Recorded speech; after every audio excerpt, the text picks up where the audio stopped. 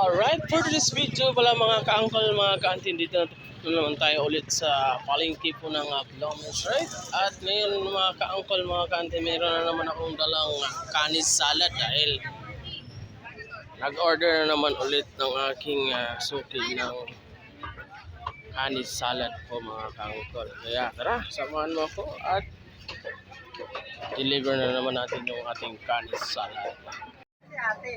Alright, nandito na pala ako dito sa Bloomers, sa palengke po ng Bloomers. Pinabol po ni Garrett, hindi umabot. Doon na pala yung order sa akin ng kanis salad mga kapatid. Shoutout po pala kay Ate Marie. Ano may salad ko? Ay! Ganda! Nag-vlog pa naman sana ako ngayon na magdidala na ako ng kanis salad. 500. Sabi ng paborito ko yung vegetable salad. Oh.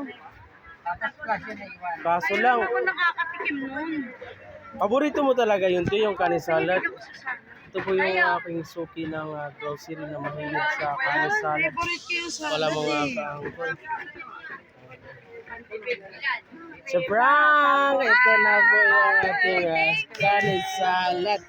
Nalawa ko na. Dinalawa mo na. Para masaya ka na. Para masaya. No! Yun lang mga ka-uncle, mga ka-auntie. Medyo nasaya naman siya dahil nga tagal na siya nagpapadala sa akin ng kanis salad. Yun lang mga ka-uncle, mga ka-auntie. God bless you all. Thank you for watching. Pinakamalakas. Opa! Wala tayong opa kasi may hawak tayong isang. Alright.